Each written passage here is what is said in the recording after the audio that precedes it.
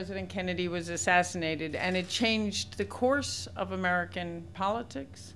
In many ways, it changed the course of many issues in world politics.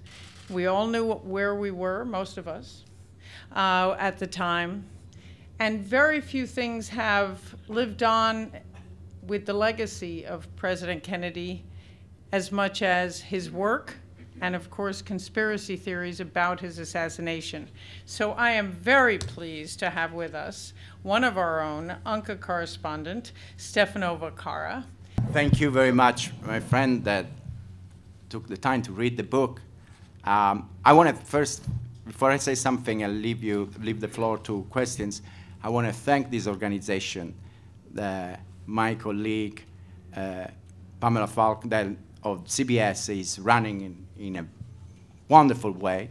And I think, I thank all my colleagues that are here today, because I think this is the right place to present this book. It's going to be presented in other places, at NYU and in another part of the country, but I believe that this is the important presentation, because this marks not only the 5th anniversary of President Kennedy assassination. President Kennedy came here, in his 3 years as a president, he came here twice. He didn't deliver the speech every year. He came the first just when he became president, but then he came back. And in September 1963, a few months before he died, he delivered a speech in this building. And if you take the time, if you read the speech, you can see how, what if? You can really say this word. This phrase, what if President Kennedy didn't die in Dallas on November 22nd? Because in that speech at the United Nations, the famous speech that everybody quote, somebody say that maybe because his life was the American University speech. But I believe that also the United Nations, the General Assembly speech on 1963, he showed the world that he wanted to change the world, the way the world was going. I believe after the Cuban Missiles crisis, President Kennedy was a different, president, he was a different man, a different human being, a person that understood what was at risk, and he was trying to find a solution. And I believe, I'm not an expert, I want to say right away, I'm not an expert on the Kennedys. I'm an expert on, I feel myself I'd be an expert on the Mafia.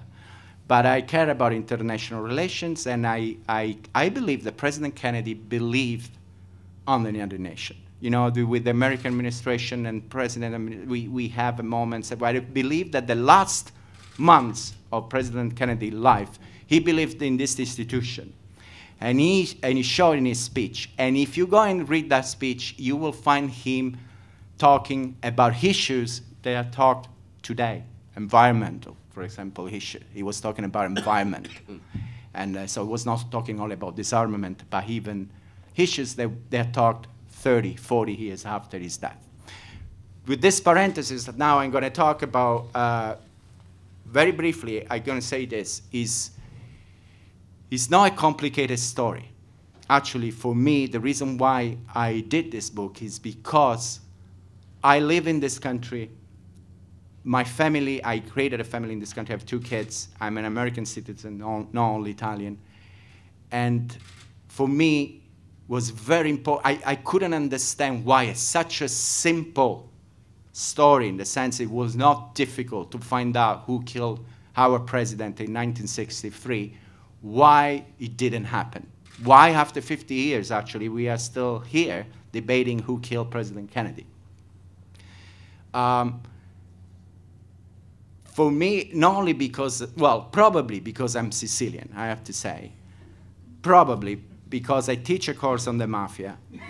As soon as you look at the homicide, you see the way Kennedy died, you recognize that this was a Mafia hit. Careful. When I'm talking about Mafia, I'm not talking about gangsters, mobsters, John Gotti, Al Capone. We're not talking about this kind of Mafia. That's not Mafia for me. The Mafia is what Carlos Marcello, alias his real name was Calogero Minacori. What really Mafia is the mafia is not against the establishment. The mafia is not against politics, against who is in power. The mafia, you are in presence of mafia only when there is a relationship with power. If not, you have to find another name. So for me, when the reason why a real mafia, like it was the New Orleans mafia of Carlos Marcello, for somebody that doesn't know, the mafia started in this country, appeared the first time in this country in New Orleans, not in New York or Chicago, that, you know, those are the places that everybody remembers, but it's actually New Orleans. And that's what you describe very well in this book. Yes, yes, it is very important because the mafia in New Orleans stayed, like it always kept its original mark, if you want, its original way to be, connected with politics and with power.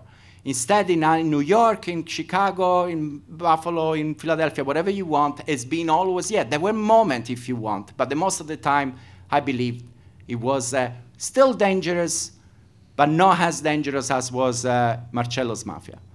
The mafia act and kill and can kill any target, even at the level of a president, when he's sure of being unpunished, when he knows they will not have to pay a price.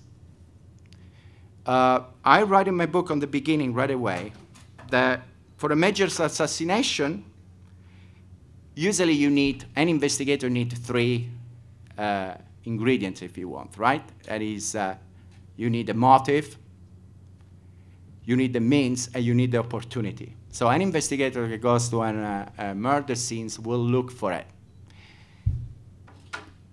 For a mafia hit at that level is not enough. You need 2 more. Number 4, blackmailing. Means that the mafia will act only if it can blackmail the power that will have to bring justice to this homicide. So, or in this case, any potential avengers, in this case, the state, the government, the mafia has to be in a position that can blackmail them. So they will not act. And the number 5, without this number 5, the mafia will not act. The target has to be isolated. The target, the establishment, so-called, it doesn't like that presence anymore. Careful. What you've been thinking so far, when you think that Oswald didn't act alone, or right away you start to think to a big conspiracy, you, like let's say an Oliver Stone movie that brings the story in New Orleans without including Carlos Marcello, I think is crazy. You think right away to a big, means that whoever did it is also responsible for the cover-up and so on. It's not the case. In this story, in my book, I don't think that who did the cover-up killed the president. Who did the cover-up had to do the cover-up, because not doing the cover-up will have been worse than finding the truth. That's why after, I believe, I mean, I think after 50 years, this should be, you know, clear. I mean, it's not, I'm sorry for my colleagues around, I saw good work out there. The CNN and other channels do great documentaries. But I think they were just going again through the step of what's called the Warren Commission, giving a lot of space on the thesis without, for example, taking in consideration that my thesis, what you have in this book, is not like Stefano Vaccara, oh, like, what a brave guy, all by himself find out that the mafia killed Carlos Marcello. It's not me. This was said officially by the Congress of the United States. The commission took 3 years, a lot of $1 million spent, and in 1979, Congress, it was this high committee on assassination to find out who killed the president.